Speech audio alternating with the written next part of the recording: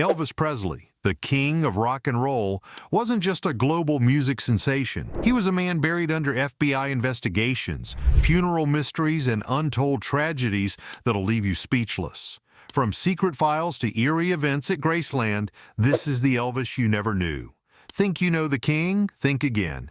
If Elvis were here, he'd say, "Thank you very much for subscribing." Are you a real fan? Let's find out. Where all my brothers walk hand. This was the night that made Elvis Presley the king of rock and roll, but everything was not that smooth. By the late 1960s, Elvis Presley, the king of rock and roll, faced an unexpected crossroads. The very man who once revolutionized music now seemed to be losing his spark. Audiences that once hung on to his every word were drifting to the counterculture of the era, embracing new voices, new styles, and a new sound. Elvis was trapped in a cycle of predictable movie roles and watered-down soundtracks that alienated his original fans. The unthinkable was happening. The king's throne was slipping from his grasp. How did Elvis respond to this moment? What could he do to recapture the magic that once made him a global icon? The answers lie in a single defining night that changed everything. Elvis Presley's meteoric rise in the 1950s redefined the music industry. With his rebellious charm, undeniable charisma, and electrifying performances, he didn't just capture attention, he became the symbol of an entire generation. His blend of rhythm and blues, country and gospel birthed rock and roll, a genre that resonated deeply with a youthful audience eager for something bold and new. Songs like Heartbreak Hotel, Hound Dog, and Jailhouse Rock solidified his status as the king of rock and roll. No one could match the sway of his hips or the intensity of his stage presence, and he dominated the charts in a way that seemed unshakable. However, the golden era of Elvis Presley began to dim as the 1960s unfolded. The music scene evolved rapidly, with emerging artists like the Beatles, the Rolling Stones, and Bob Dylan pushing boundaries with experimental sounds and provocative lyrics. These artists reflected the countercultural movement, voicing the frustrations, dreams, and rebellion of a new era. Their music resonated with audiences seeking authenticity and a deeper connection. Meanwhile, Elvis found himself trapped in a formulaic cycle. After returning from his military service in 1960, his career trajectory shifted dramatically. Instead of focusing on innovative music, he became entangled in a series of lighthearted Hollywood musicals. Though these films initially drew crowds, they lacked substance and artistic ambition. The accompanying soundtracks, often crafted for mass appeal rather than artistic merit, further alienated his audience. Over time, the repetitive nature of his projects began to erode the excitement that once surrounded him. Elvis's inability to adapt to the changing cultural landscape only exacerbated his decline. Younger fans gravitated toward fresher, edgier voices, while longtime admirers yearned for the raw, untamed energy that first defined him. By the mid-1960s, critics and fans alike began to question if Elvis still had the spark that had once made him a revolutionary force. By 1968, Elvis Presley stood at a crossroads. His once thriving career was now a shadow of its former glory. Record sales had plummeted, and the very fans who had once idolized him were losing faith. For a performer who thrived on the adoration of his audience, this shift was both professionally and personally devastating. Privately, Elvis was restless and deeply dissatisfied. While his Hollywood films provided financial security, they did little to challenge him creatively. Friends and confidants noted his growing frustration with the trajectory of his career. He longed for something more meaningful, a return to the stage where he could connect with audiences on a visceral level. Performing wasn't just a job for Elvis, it was his lifeblood. The shifting cultural landscape only heightened his awareness of the need for change. The 1960s had ushered in an era of raw, socially conscious music, leaving Elvis's polished, movie-centric output feeling outdated. He realized that to stay relevant, he needed to reinvent himself, recapturing the raw energy and authenticity that had initially made him a star. Enter Colonel Tom Parker, Elvis's longtime manager. Parker proposed a televised Christmas special as a way to reintroduce Elvis to the public. Initially conceived as a straightforward holiday program, the idea sparked something in Elvis. Partnering with producer Steve Binder, Elvis saw an opportunity to redefine his image. Rather than conform to the predictable format of a holiday show, he envisioned something bold and revolutionary, an event that would remind the world of his unparalleled talent. This realization marked a turning point. For the first time in years, Elvis felt driven to prove himself, not just to his fans, but to himself. The stakes were immense. Either he would reclaim his throne or risk becoming a relic of the past. Elvis understood the gravity of this moment, and he was determined to make it count. By the late 1960s, Elvis Presley found himself at a critical juncture in his career. With his popularity waning, an opportunity arose that could potentially reignite his connection with fans. NBC offered him a television special. This was a rare chance for Elvis to step back into the spotlight, but the initial concept for the program was far from groundbreaking. Colonel Tom Parker proposed a straightforward Christmas special. His vision included traditional holiday songs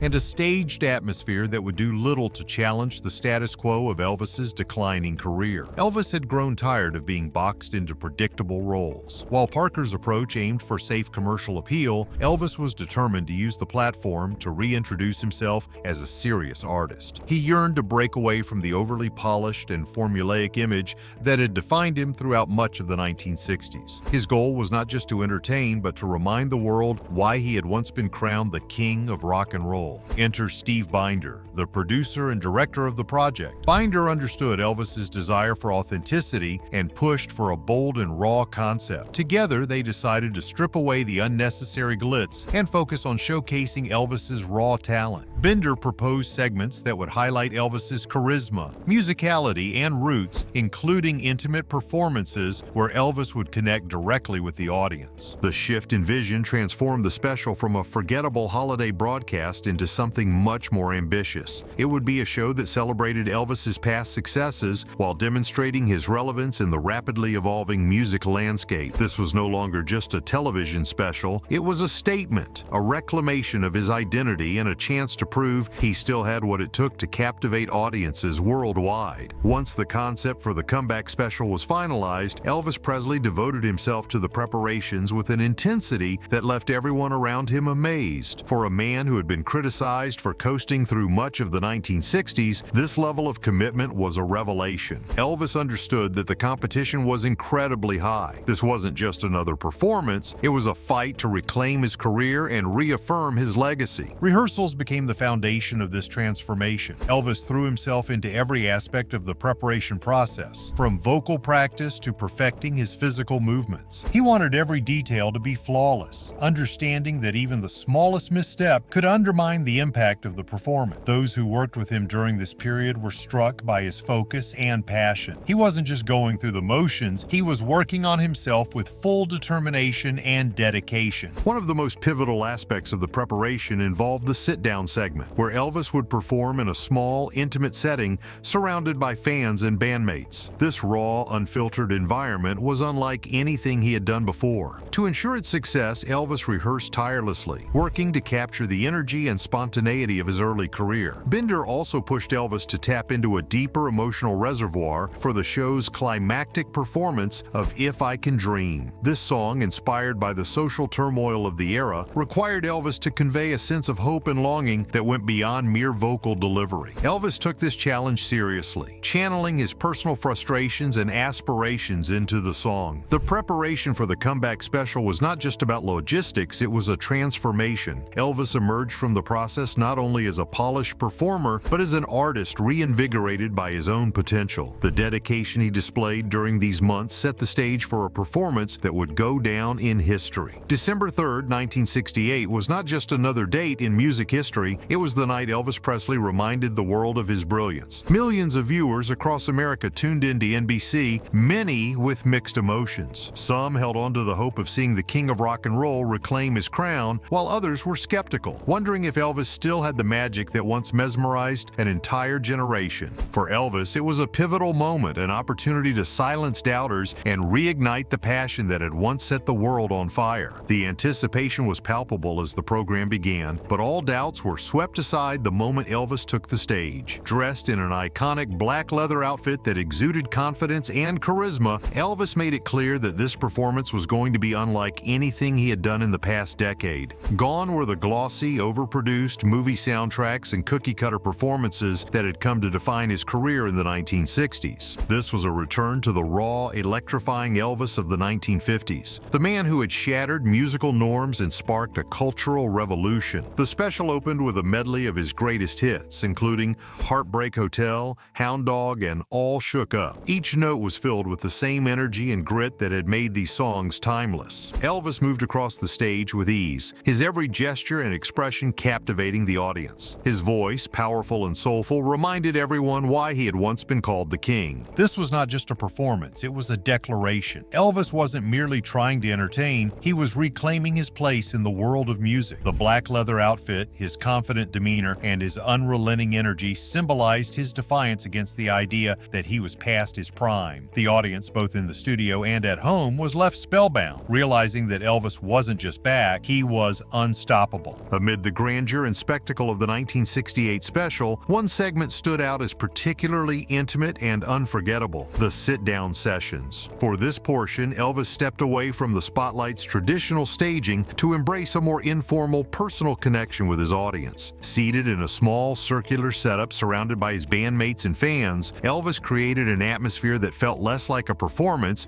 and more like a gathering of old friends. The session was raw and unscripted, just opposite to the polished and rehearsed performances that had dominated his career for years. Elvis laughed, joked, and shared stories about his early days in music. That somewhere showed glimpses of the journey that had brought him to this defining moment. The setting allowed his personality to shine in a way that audiences hadn't seen before. It wasn't just the king of rock and roll performing. It was Elvis the man connecting directly with those who had supported him through the years. During the session, Elvis revisited many of his early hits, performing them with a renewed energy that felt both nostalgic and fresh. With his guitar in hand, he played classics like That's All Right and Blue Christmas, demonstrating the same fiery passion and effortless talent that had first made him a star. The simplicity of the setup, just Elvis, his bandmates, and his guitar, put the focus entirely on his artistry. It was the same raw talent that had once made the world take notice. The sit-down sessions became the emotional core of the special. They captured Elvis at his most genuine, stripping away the layers of Hollywood gloss to reveal the artist beneath. For fans, it was a powerful reminder of why they had fallen in love with his music in the first place. For Elvis, it was a triumphant return to his roots, proving that the king still reigned supreme. The culmination of Elvis Presley's 1968 comeback special was nothing short of groundbreaking. In the middle of this unforgettable night was his performance of If I Can Dream, a song deeply inspired by the social and political turmoil of the time, particularly the assassination of Dr. Martin Luther King Jr. earlier that year. This ballad was unlike anything Elvis had performed before, both in its message and its emotional weight. The song was written specifically for Elvis by songwriter Walter Earl Brown. Its lyrics carried a profound message of hope, equality, and the yearning for a brighter future, values that resonated deeply in a year marked by civil unrest and despair. For Elvis, singing If I Can Dream was more than just another performance, it was a personal declaration. The song's amazing lyrics, combined with its gospel-like melody, allowed Elvis to express a side of himself that fans had rarely seen. A man deeply moved by the struggles of his time and eager to connect with the audience on a raw, emotional level. Clad in his iconic white suit, Elvis poured his heart into the performance. His voice carried a depth of conviction that left no doubt about his sincerity. Many watching believed they were witnessing the king bearing his soul, reclaiming his place not just as a performer, but as an artist with something meaningful to say. This performance was a powerful statement. It was as though Elvis was saying, "I'm still here and I still matter." The moment transcended entertainment, reminding audiences of music's power to heal and unite. With If I Can Dream, Elvis not only solidified his comeback, but also showed that he was more than just a cultural icon. He was an enduring force with a message of hope and resilience. The immediate response to Elvis's 1968 comeback special was nothing short of sensational. When it aired on December 3rd, millions of viewers tuned in, and their reaction was unanimous. The king was back. The special, aptly titled Elvis, became an instant cultural phenomenon, praised by both fans and critics as one of the most compelling moments in television history. Critics who had long dismissed Elvis as a fading star found themselves reevaluating his relevance. They hailed the special as a triumph, not just for Elvis, but for television itself. himself. For fans, many of whom had felt disillusioned during his movie years,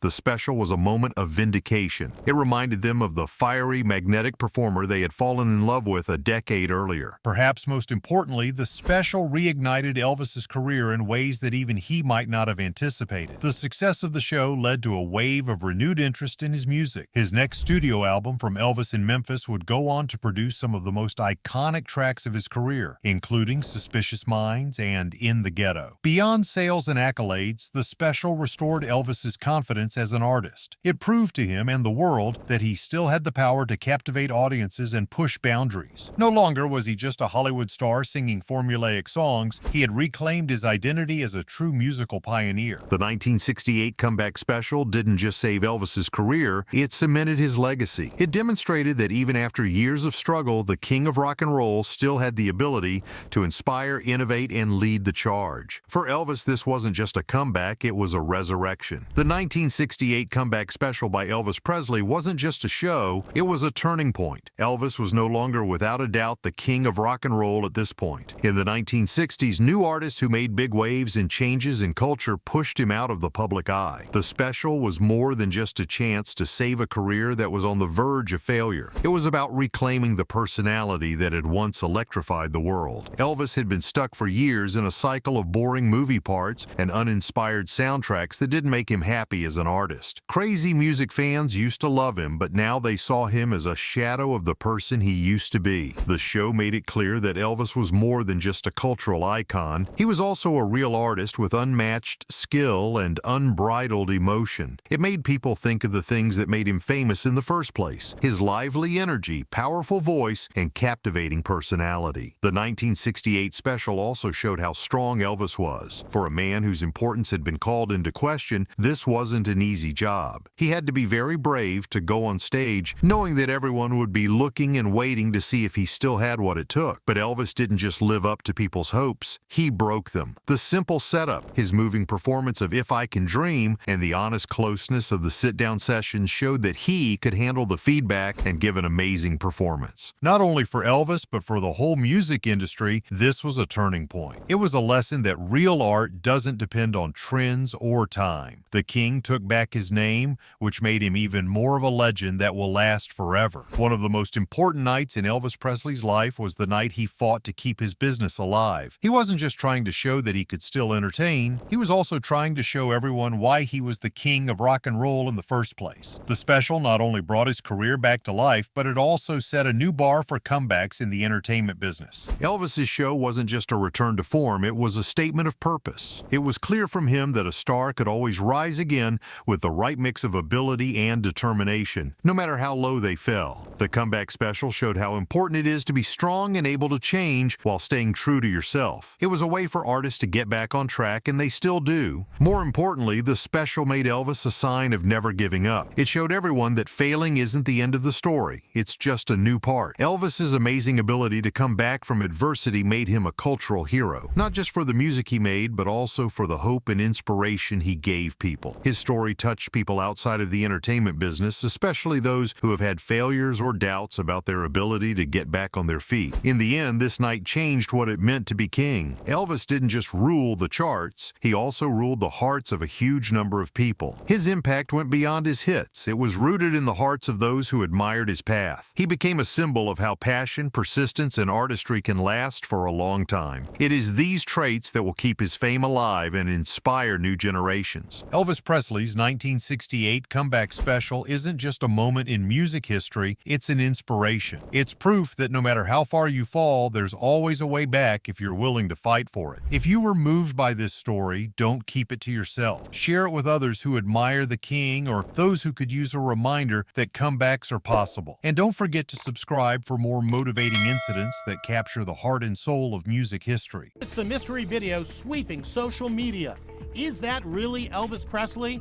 The tall man with white hair, a white beard, and dark sunglasses was seen visiting Elvis's Graceland estate on what would have been the King's 82nd birthday. On August 18, 1977, Graceland was no longer just a mansion, but the epicenter of profound grief, undying love, and eerie mysteries. Elvis Presley, the king of rock and roll, had touched millions of lives with his music and charm, and his untimely death left a void that seemed impossible to fill. Fans from all corners of the world gathered to bid him farewell. It created moments that were both heartwarming and mysterious. What happened at his funeral wasn't just a goodbye, there was a lot of love and a series of things that confirmed the king's legacy would live on forever. But what makes these stories unforgettable? The gestures of love, the shocking controversies, and the strange occurrences at Graceland. Let's dive into the heartwarming and spooky stories that happened during Elvis Presley's funeral. The grief that united millions. The morning of August 16, 1977 brought with it a shock that rippled across the globe. Elvis Presley, the king of rock and roll,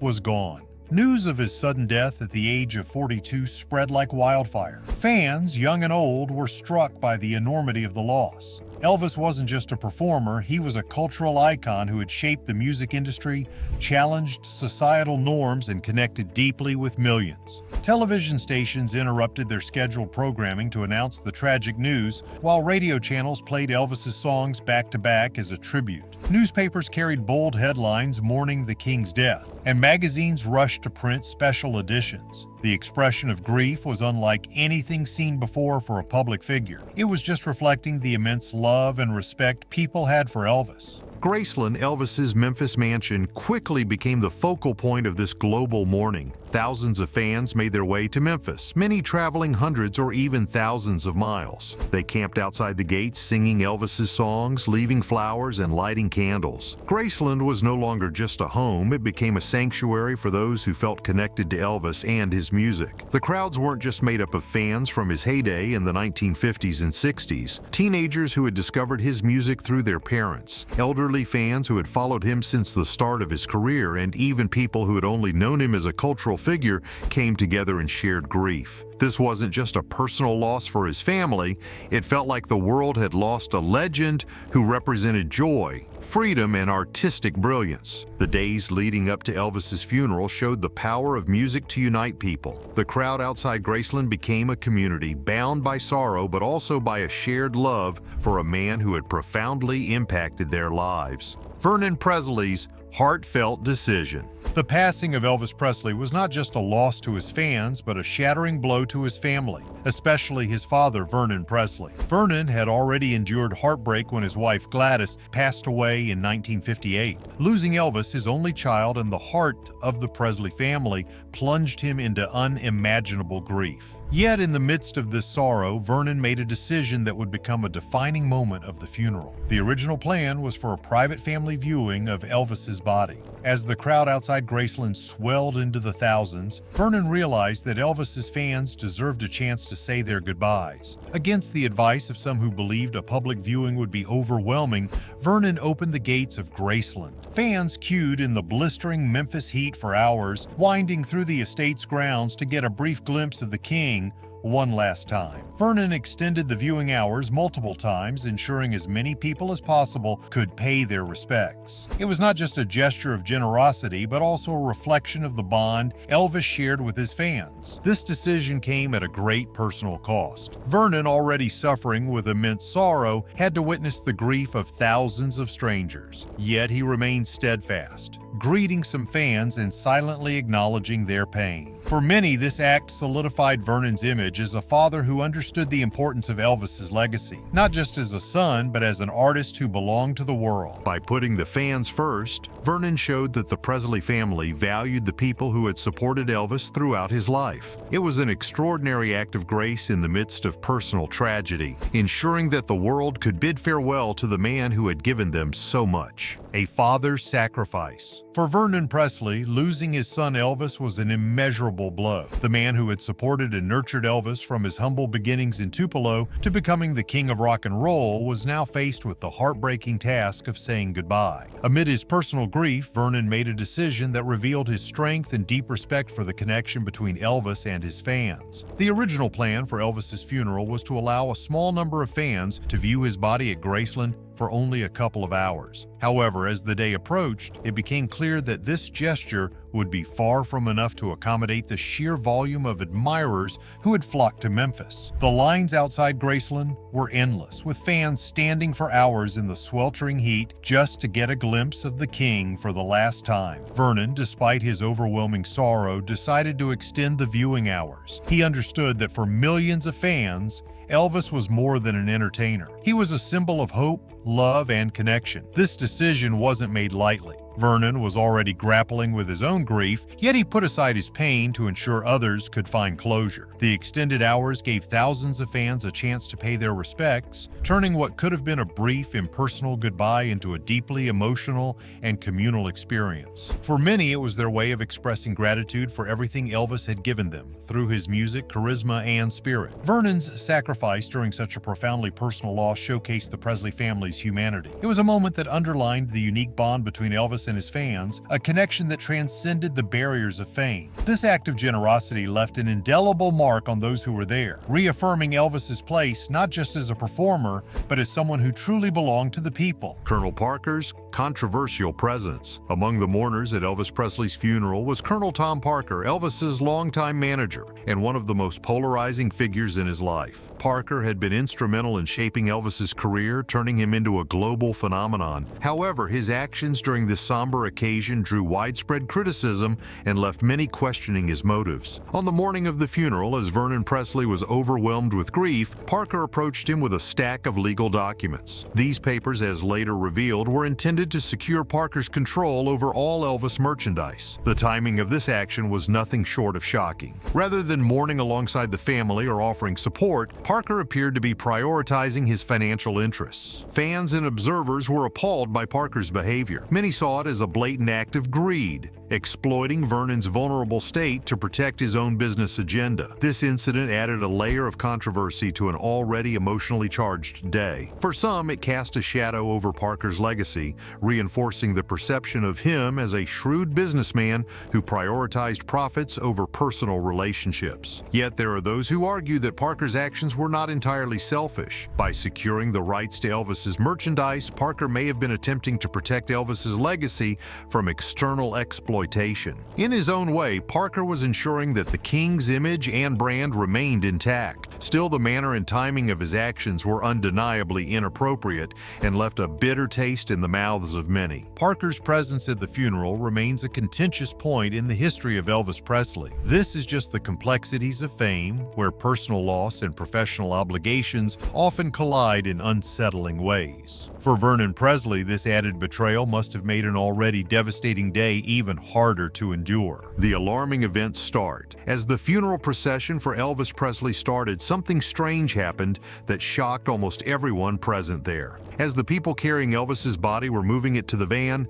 a heavy tree branch snapped off and fell to the ground. There was no wind and the sky was clear. People who were there were shocked and confused by this strange, nearly supernatural event, which set the stage for more scary things to happen. People who were there said it was a strange moment. The branch's quick, seemingly random fall felt like a sign or omen. A lot of fans started to talk about their ideas, and some thought it was Elvis's ghost making himself known. The fact that the event happened while his coffin was being moved added to the mystery. Was this just a mistake, or was there more to it? After the event, fans and the media talked a lot about it in the days that followed. Some people thought that the fell branch was a sign of Elvis's lingering energy because of the spiritual link he had with his fans. Others thought it was just a coincidence, but the fact that there was no reasonable reason for it kept the mystery alive. The incident also added to the mystery surrounding Elvis's death. After the funeral, many people who went to Graceland said they felt like the king hadn't really left, like there was a clear presence. This single event on this day added a supernatural air to an already sad day, making the tale of Elvis Presley even stronger. One of the most talked about parts of Elvis's funeral is still the snapping of the branch, which represents the king's lasting link with his fans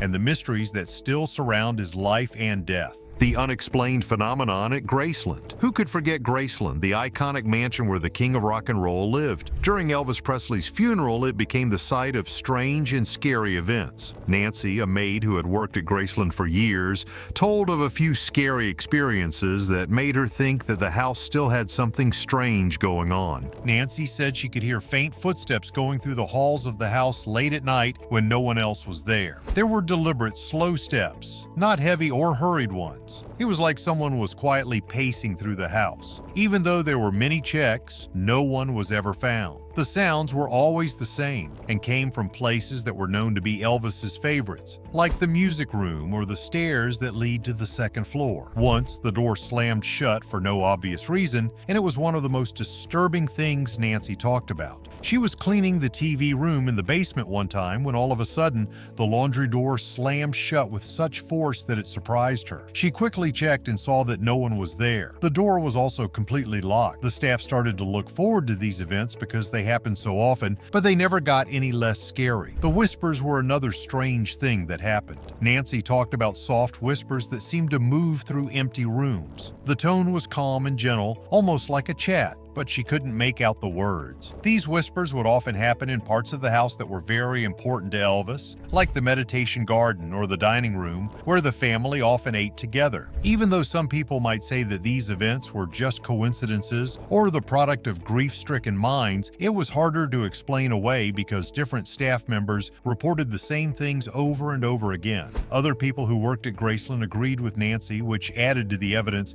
that the house held more than just memories. What was going on at Graceland could be the reflection of the deep emotional and spiritual mark that Elvis had left on the place. Nothing could be said about whether these were the ghosts of a full life or something more supernatural. The events added an air of wonder to a house that was already famous. Gladys Presley's spirit that lives on. Not only did the house remind many who worked there of Elvis Presley, but it also seemed to hold the spirit of his mother, Gladys Presley. Gladys died almost 20 years before her son. She was known for being very close to Elvis and rarely being apart from him, but a lot of the staff thought that her spirit was still there, watching over the home and her beloved son's memory. Nancy spoke out a lot about her experiences with what she thought was Gladys's spirit. Some parts of the house, especially near Elvis's bedroom and the kitchen, gave her a clear sense of calm. Gladys was known to hang out there during her lifetime. Nancy said that this presence felt safe, almost like a mother, and not scary at all. For Nancy, one event stuck out very clearly. She felt like she was being watched all of a sudden while she was cleaning Elvis's room. She turned around and said out loud, "Gladys, I know you're here. I'll take care of your boy." Later, she said she didn't know why she said it. It seemed like the right thing to do. Interestingly, the unease went away right away and was replaced by warmth and peace. Other employees also said they had similar situations. They talked about short views of what seemed to be a shadowy figure in places that reminded them of Gladys, like the meditation garden. Some people said they heard a faint humming sound, like someone singing a lullaby, but no one ever found where was that sound coming from. People who believed in Gladys's spirit saw her appearance as proof of how much she loved and cared for her son and their home. Gladys was the most important person in Elvis's life.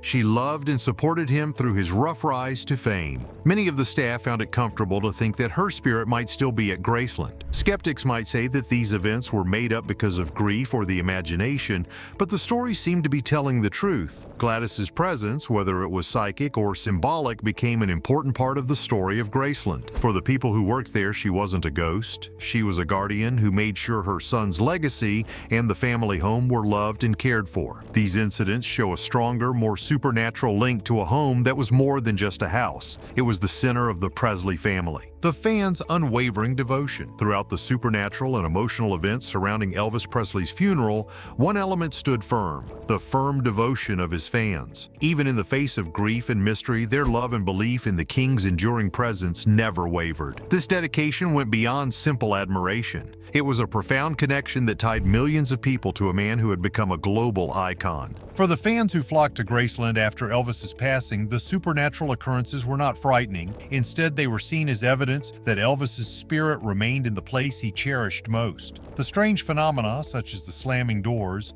Faint whispers and the eerie falling of the tree branch were interpreted as signs that the king was still watching over Graceland. To many, these events were comforting rather than unsettling. It offered a sense of closeness to the man who had left such an indelible mark on their lives. Fans who visited Graceland often described feeling an unexplainable presence. Some spoke of sensing a calming energy, while others believed they could feel Elvis's watchful gaze. These experiences deepened the emotional connection they had with the king and solidified their belief that his legacy extended beyond his music. This collective devotion turned Graceland into a historical landmark. Their loyalty was also evident in the sheer number of people who attended the funeral or sent tributes from afar. Flowers, letters, and memorabilia flooded Graceland, symbolizing the immense respect and admiration Elvis had garnered. Fans didn't just see him as a performer, they viewed him as a figure who brought joy, inspiration, and hope into their lives. Even decades later, the devotion of Elvis's fans remains extraordinary. His ability to evoke such deep emotions and inspire lifelong admiration speaks to the unique bond he shared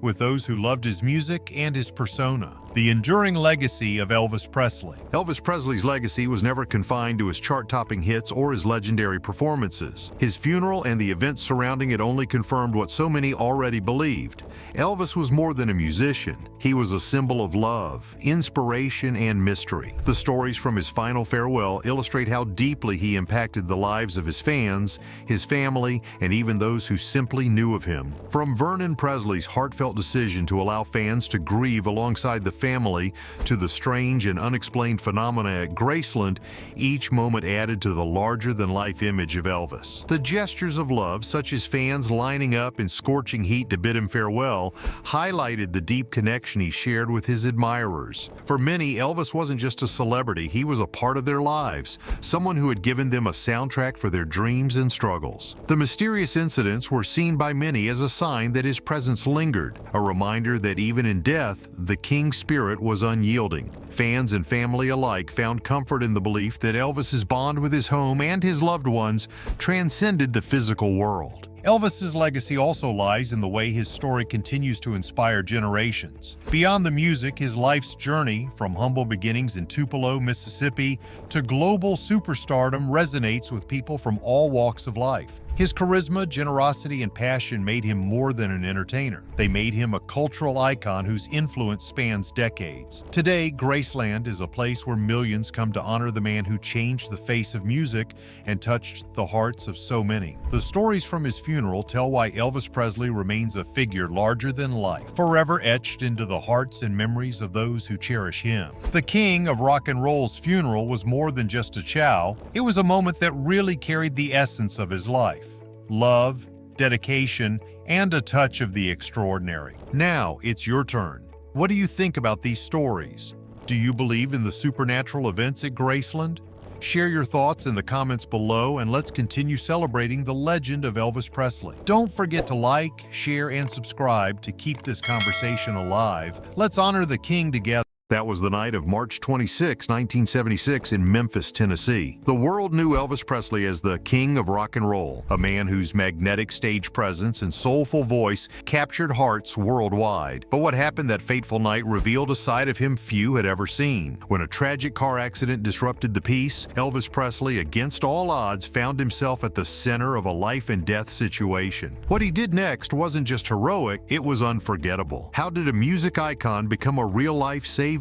Let's understand this incredible tale of courage, compassion, and the surprising depth of Elvis's character. For Elvis Presley, Memphis wasn't just a city, it was his anchor. During the 1970s, Memphis stood as a vibrant cultural hub in the heart of Tennessee, a place known for its deep ties to music, especially blues and rock and roll. While Elvis was recognized globally as the king of rock and roll, he chose to stay connected to the city where his journey began. Despite having the means to live anywhere in the world, Elvis cherished Memphis because it represented familiarity, comfort, and his roots. Elvis's connection to Memphis was deeply personal. He spent his formative years in the city, first living in modest circumstances and later acquiring the iconic Graceland estate, which became a symbol of his success. Graceland wasn't just a luxurious home, it was a reflection of Elvis's journey from humble beginnings to superstardom. This estate allowed him to remain close to the environment that shaped his identity. Memphis in the 1970s was a blend of tradition and change. It was a city still steeped in its rich musical history while evolving with the times. For Elvis, it was an ideal place to find balance amidst the chaos of his stardom. The city's streets, local haunts, and even its quieter neighborhoods offered a sense of belonging that no other location could replicate. Living in Memphis allowed Elvis to remain grounded. Despite his fame, he often interacted with locals, contributing to a strong bond between him and the community. This connection was mutual. Memphians viewed Elvis not just as a superstar, but as one of their own. The city's energy and charm were integral to his life, shaping the man behind the legend. For Elvis Presley, Memphis was not just a geographic location, it was his sanctuary, a place where he could be himself. For all his fame and fortune, Elvis Presley sought solace in the simplest of activities, one of which was driving through Memphis late at night. These quiet drives became a cherished ritual. Somewhere it kept him to step away from the relentless demands of being an international superstar. In a world where his every move was scrutinized, these moments of solitude were invaluable. Elvis's late-night drives were more than just a means of relaxation, they were an escape. During these drives, the streets of Memphis became his retreat, a place where he could rediscover the peace that fame had taken away. As he cruised through familiar roads, he reconnected with the city he loved, appreciating its stillness and simplicity. These drives were a stark contrast to the roaring applause and spotlight of his performances, offering him a chance to reflect and recharge. Elvis was known for his love of cars, and his personal collection included some of the most iconic vehicles of his time. Whether it was a sleek Cadillac or another prized automobile, these drives allowed him to indulge in his passion for cars while soaking in the city's ambience. He wasn't just a superstar on these drives, he was a man enjoying the open road and the quiet beauty of Memphis at night. On that particular March evening, Elvis's decision to take one of his nighttime drives seemed routine, yet it would lead to an extraordinary event. As he set out in his car, there was no indication of what awaited him. For Elvis, these drives were a way to unwind, but on this occasion, they would place him in the middle of a situation that would show the world his true character. By seeking simplicity in his nightly drives, Elvis Presley revealed a side of himself that was deeply human, a man who valued peace, quiet, and the city that had always been his home. These drives show his grounded nature, telling us that even icons need moments of tranquility to connect with their roots. At that very moment, the loud screech of tires broke the silence of the Memphis night. It was a sound that cut through the silence and indicated that terrible things were about to happen. Soon after, the sound of metal hitting metal could be heard all through the streets. It was a loud, horrible crash that broke the peace of the city. In a terrible accident, two cars crashed into each other and one of them started to skid before it hit. The force of the crash sent broken glass flying in all directions, spreading out across the road like a warning to anyone who came close. After the accident, the scene was a complete mess. Broken glass and other wreckage were all over the road, showing how violent the crash was. The broken down cars started to give off smoke, which made the poorly lit street look very scary. The smell of burning tires and oil filled the air, and people started feeling even more rushed. A young couple was stuck inside one of the damaged cars and trying to move. Their car, which is now a mess of twisted steel, took the most damage from the accident. The windows were completely broken, and pieces were stuck in the seats and all over the ground. The couple's cries for help were hard to hear because they were mixed in with the sound of sirens coming from a distance. As the minutes went by, a small group of people started to gather, drawn by the noise and the damage they could see. Some people who were nearby were too shocked to do anything, while others were talking among themselves about how horrible the situation was. Everyone knew the accident was bad, and those who were stuck inside were running out of time. The strong glow of headlights let everyone know that another car had arrived at the scene of the crash. It came to a stop nearby and the driver got out. Even in the dim light, the figure of the driver was easy to recognize. Elvis, the king of rock and roll, was there. When he showed up in one of his famous jumpsuits with a hood, it stood out against the grim and chaotic background of the wreckage. When Elvis got to the scene, he was cool and determined. He didn't pause or look around for direction, even though the situation was bad. He had a commanding appearance, but he was also focused and deliberate. The people watching were amazed. Just moments before, they felt powerless. Being the hero didn't bother this man, who was known for captivating crowds in stadiums that were packed to the brim. Elvis assessed the situation quickly, his attention turning to the car with the trapped couple. Their faces were pale, their movements limited by injuries and the constraints of the twisted metal surrounding them. He He moved closer, his calm and reassuring words cutting through the panic in the air. Though he wasn't a trained first responder, Elvis's instincts guided him. With sheer physical strength and determination, he managed to pry open the car door, creating a vital opening that would later allow rescuers to extract the injured passengers. For the onlookers, seeing Elvis in this role was surreal. It was a side of him they had never imagined, far removed from the glamour of the stage and the flashing lights of fame. He wasn't just a celebrity that night, he was a man of action, stepping up when others hesitated. Elvis's actions brought a sense of order to the chaos, ensuring the victims were attended to and the crowd remained calm. It wasn't like Elvis Presley was just watching that night, he jumped in to help right away. The scene in front of him was horrifying. Broken glass and twisted metal, and people stuck inside the wreckage of their car. Elvis acted calmly and determinedly, putting all of his attention on the people who needed help. As Elvis got closer to the damaged car, he quickly looked at what was going on. The crushed car was almost on fire, and the cries of people who were hurt could be heard over the noise. The scene called for quick and clear actions, which Elvis gave. He knew there wasn't time to wait for help when he saw the couple stuck inside. His reflexes kicked in as he carefully moved closer and around the broken things. Elvis worked hard to break the broken car door with his strength. It wasn't easy. The door was bent from the hit, which made it hard to move, but Elvis kept trying until he got it right. He finally opened the door just enough for the victims to get out, but it took a lot of work. The couple was in desperate need of help right away, and this one move saved their lives. During the whole thing, Elvis stayed cool and talked to the injured couple to reassure them. He told them he was with them and that help was on the way. It was amazing that he was able to keep calm in such a terrifying situation, especially since he wasn't trained in emergency saves. Through physically stepping in and taking charge, Elvis showed that his bravery went far beyond the stage. The things he did that night weren't because he wanted to be noticed, they were because he couldn't stand by and do nothing when other people needed help. People who looked up to Elvis Presley saw him at this very moment, and it changed their lives. As the king of rock and roll, Elvis was a legendary figure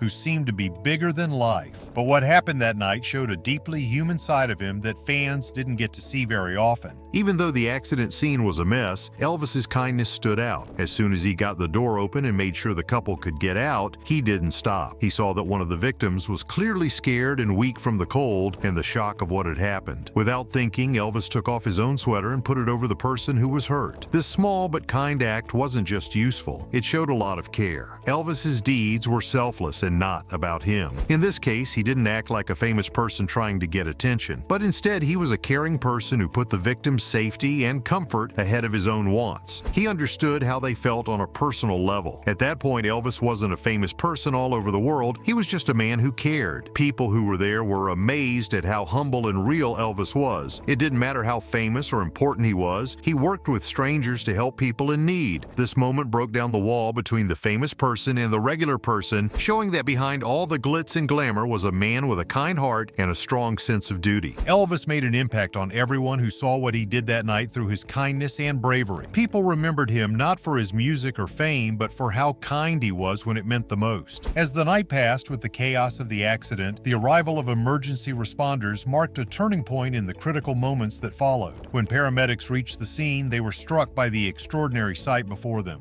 Amidst the wreckage, debris, and the growing crowd of onlookers stood Elvis Presley, the global icon known for his music and fame, calmly assisting with the rescue efforts. It was a moment unlike any they had experienced in their professional lives. Elvis's actions up to that point had already transformed the scene from one of confusion to a semblance of order. While others stood in shock or struggled to know how to help, Elvis had taken control, providing immediate aid to the injured and ensuring they were as comfortable as possible. His presence brought a sense of calm to the victims and the crowd alike. For the paramedics, this unexpected assistance from such a prominent figure made their task smoother. Elvis didn't treat the situation casually or step away when help arrived. Instead, he remained fully involved, briefing the paramedics on the condition of the victims and sharing details about what had happened before their arrival. His observations were crucial, as they gave the responders a clearer understanding of what needed to be done. Elvis worked alongside them, helping ensure the victims were safely transferred to stretchers and ready for transport to the hospital. In those moments, it was evident that Elvis was not acting as a celebrity,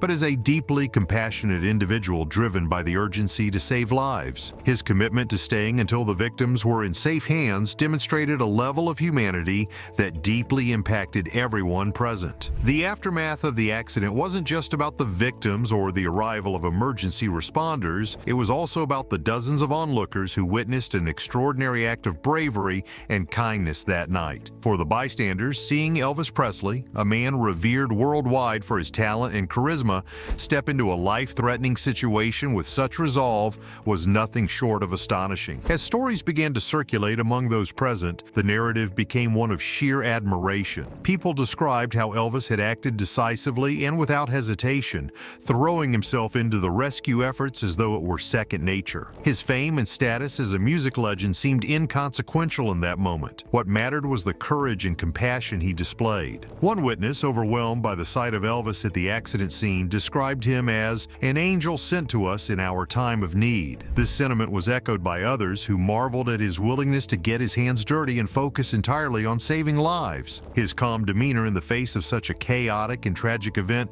left a lasting impression on everyone who saw him that night. Many onlookers also noted the effect Elvis's presence had on the crowd itself. Where confusion and panic had initially reigned, his arrival brought a sense of order. People began stepping back, following his lead and creating space for the paramedics to work effectively. Even in such a grim situation, Elvis's ability to command attention and inspire cooperation proved invaluable. The witnesses carried the story of his heroism far and wide, ensuring that his actions that night would never be forgotten. For them, it wasn't just about what Elvis did, it was about how he showed the world the depth of his character, revealing a side of the king that went far beyond music and fame. Not only did the people who were there that night see Elvis Presley become a hero on the streets of Memphis, but the story quickly spread across the country. The story was picked up by the news media, and articles came out praising Elvis's brave actions. Aside from the sadness of the accident, what made the story so interesting was how different Elvis's fame was from his selflessness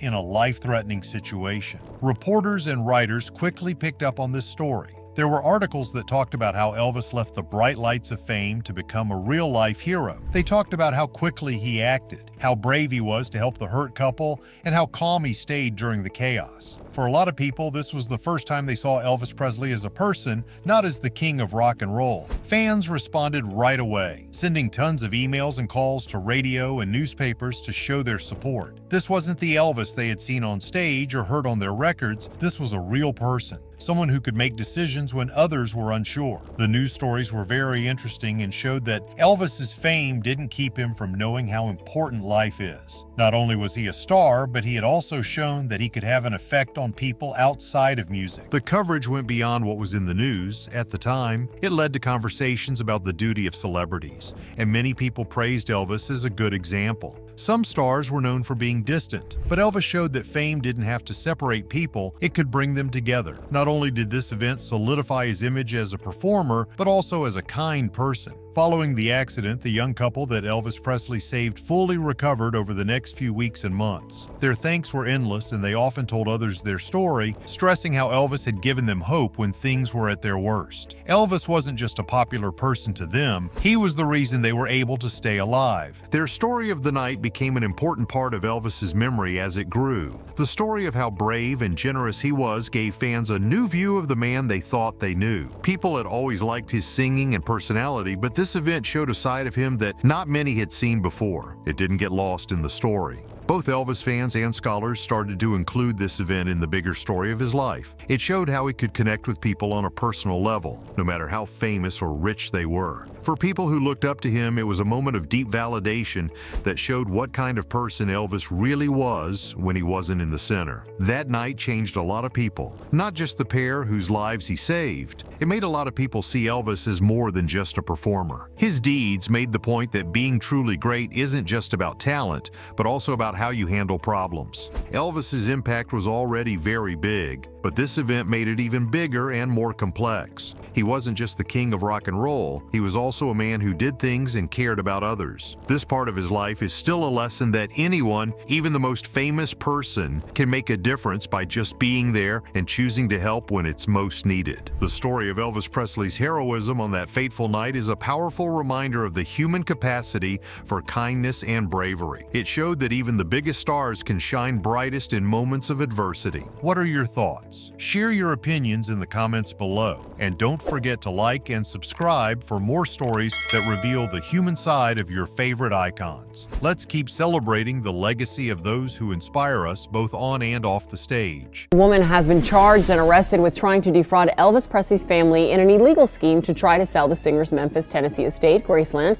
Lisa Finley is accused of orchestrating the plan to conduct the sale of Graceland. Prosecutors allege that she's the king of rock and roll's cherished sanctuary, which attracts hundreds of thousands of visitors annually, was allegedly targeted for fraudulent sale. But the real twist is, who dared to attempt this audacious heist on history itself, and how did it all come to know? An unbelievable controversy overtook Elvis Presley's famed Graceland house, and the FBI was brought in to investigate. The plot sounds like anything out of a Hollywood crime movie. This is the complex web of lies, legal wrangling, and mystery that we will attempt to untangle in the coming minutes. Graceland is more than just a huge mansion. It's a cultural icon that people always think of when they think of Elvis Presley's life and influence. The estate, which was bought in 1957 for $102,500, was the symbol of Elvis's meteoric rise from a struggling childhood in Tupelo, Mississippi, to world fame. Graceland is a beautiful 13.8-acre estate in Memphis, Tennessee. It became one of the most famous homes in the world very quick. Elvis didn't just see Graceland as a house, it was his personal destination, a spot where he could get away from the stresses of fame and get in touch with his roots. He kept his family, friends, and co-workers entertained here, often throwing big parties with lots of music and fun. Along with being a place for Elvis to write and practice songs that would become classic, the mansion became a place where he could be artistic. The extravagant decor, custom-made furniture, and themed rooms like the Jungle Room at his home show off his larger-than-life personality and unique style. Graceland has a lot of emotional value in addition to its beauty. It's where Elvis made special moments with his daughter Lisa Marie Presley, and fans still feel very connected to his life there. Graceland is no longer just a private home. It is now a museum and a place where millions of fans from all over the world go to honor Elvis. Over 500,000 people visit the house every year, making it one of the most popular homes in the United States. Graceland has been kept exactly as it was during Elvis's lifetime. It gives a unique look into the private life of one of music's most famous figures and shows how much he affected culture, music, and history. When careful local officials and estate managers noticed fishy things going on with the property's ownership records, the fake sale of Graceland started to fall apart. At the root of the scandal, there was a fake document that was said to give Graceland's ownership from its rightful owners to someone else. Even though this paper was cleverly fake, it had errors that made people very worried right away. Elvis Presley Enterprises, EPE, informally owns Graceland. EPE is in charge of keeping the estate in good shape and running it as a museum and tourist attraction. It didn't make sense that such a big, heavily controlled property could be sold without being properly checked out, which led to more research. Authorities found problems like signatures that didn't match, wrong legal descriptions, and problems with the historical line of ownership. Because of these discrepancies, there were a lot of questions, and land managers took the problem to the local police. Because they were vigilant, the attempted fraud was found before it could do any long-term damage. Because Graceland is a National Historic Landmark, any court challenges or changes in ownership would naturally get a lot of attention. But the forgery was carefully planned, which made it look like it was done on purpose to take advantage of holes in the law and real estate system. As soon as local officials pointed out that the deed was fake, the case was sent to federal investigators. The level of skill needed to pull off the fake and the importance of the property meant that the FBI's help was needed. With their help, a more in-depth investigation began into who was behind the scheme, what their goals were, and how someone could even try such a daring act. This early finding was very important for protecting Graceland's history and making sure that this famous property stays safe for future generations. The gravity of the attempted fraudulent sale of Graceland prompted the involvement of the Federal Bureau of Investigation, FBI. Known for their expertise in tackling high-profile fraud cases, the FBI approached the matter with precision and urgency. The case required an in-depth probe due to the historical significance of Graceland and the complex methods used in the fraudulent deed submission. The FBI's primary focus was on identifying how the forgery occurred and uncovering the individuals or entities behind. This involved starting with the paper trail, a crucial aspect in cases of property fraud. Investigators meticulously examined the fraudulent deed to understand its creation. They looked at the date, signatures, and official seals, analyzing every detail for clues about its origin. Forensic analysis of the document documents played a key role, revealing discrepancies such as inconsistent handwriting and mismatched digital timestamp. Beyond the forged deed itself, the FBI sought to understand the connections between the fraud and Graceland or Elvis Presley enterprise. This involved scrutinizing the records of anyone who had access to the estate's legal and administrative documents. By mapping out these connections, the investigators aimed to identify whether the fraud was an insider job or the work of external actors exploiting loopholes in property law. The FBI collaborated with cybersecurity experts to track any digital footprints left by the perpetrators. This included identifying the devices used to craft the forgery and tracing the IP addresses associated with suspicious activities. The combination of digital and traditional investigative technique created a comprehensive approach to unraveling the crime. Through their efforts, the FBI not only began piecing together the details of the attempted fraud, but also laid the groundwork for identifying the suspects involved. Their meticulous approach highlighted the seriousness of the crime and set the stage for uncovering those responsible. As the FBI delved deeper into the case, a clearer picture of the potential culprits began to emerge. The investigation revealed a range of individuals who might have orchestrated the fraud. These included disgruntled former employees of Elvis Presley Enterprises who may have had access to sensitive information, and professional real estate con artists known for targeting high-value property. One key group that drew the FBI's attention was a network of fraudsters with a history of exploiting property law loopholes. These individuals had previously engaged in schemes involving forged deeds and falsified ownership claims on high-profile estates. Their methods were alarmingly sophisticated, involving advanced forgery techniques and detailed knowledge of legal processes. By identifying this group, investigators began to narrow their focus on individuals with both the motive and the expertise to target Graceland. What made this case particularly challenging was the level of professionalism displayed by the perpetrator. The fraudulent deed was not a crude attempt, it bore all the hallmarks of a carefully planned operation. Official seals, signatures, and even the chain of ownership records were meticulously falsified to create an illusion of legitimacy. Such precision indicated that the culprits had access to both advanced technological tools and insider knowledge of property transactions. The FBI also investigated possible connections between the suspects and individuals within Graceland's management circle. While no direct evidence of an insider's involvement was initially uncovered, possibility of leaked information or collaboration remained under scrutiny. The investigation's complexity underscored the depth of the conspiracy. By zeroing in on this web of suspects, the FBI aimed to dismantle not just the attempted fraud, but also any broader networks involved in similar schemes. The case represented the vulnerabilities of high-value properties and the lengths to which criminals are willing to go to exploit them. The FBI's investigation into the attempted sale of Graceland uncovered a shocking revelation about the tools and methods used by the perpetrator. This was no crude operation. It involved advanced technology that underscored just how sophisticated modern fraud has become. The fraudsters employed tools capable of mimicking official seals and signatures, making the falsified deeds appear authentic and credible to the untrained eye. The use of editing software allowed the perpetrators to replicate digital signatures, which are often considered a secure method of verification. These digital replicas were almost indistinguishable from legitimate signatures, complicating the detection process. They also manipulated visual elements such as fonts, seals, and stamp to give the impression of a genuine legal document. These techniques were so advanced that even professionals initially struggled to identify the forgeries without conducting a detailed forensic analysis. The technological sophistication extended beyond the documents themselves. Investigators discovered that the fraudsters had exploited gaps in electronic property registry systems. By manipulating databases and leveraging loopholes in digital record keeping, they attempted to create a convincing paper trail that would lend credibility to their claim of ownership. Such manipulation highlights a broader concern about the vulnerabilities of digital systems, especially when dealing with high-value assets. The perpetrators seemed well-versed in real estate law, using their knowledge to exploit legal technicality. This suggests a calculated approach where technology was not just a tool, but a weapon to deceive and defraud. The level of planning and expertise involved demonstrates the evolving nature of fraud, where traditional methods are replaced with high-tech alternatives that are harder to detect and prosecute. So, as technology becomes more integrated into legal and financial systems, it also creates opportunities for criminals to exploit weaknesses. The Graceland case has exposed the need for more robust safeguards in digital record keeping and heightened scrutiny of property transactions to prevent similar incidents in the future. The question that loomed over the Graceland fraud case was simple yet perplexing. perplexing. Why would anyone attempt to sell such an iconic property knowing its immense cultural and historical significance? The answer, as the FBI uncovered, boiled down to one powerful motivator: money. The fraudulent scheme was fueled by the promise of a massive financial windfall, a payout that could have amounted to tens of millions of dollars had the sale gone through. Graceland is not just a home, it is a global landmark revered by millions. Its association with Elvis Presley elevates its value far beyond its physical dimension. The estate encompassing the mansion,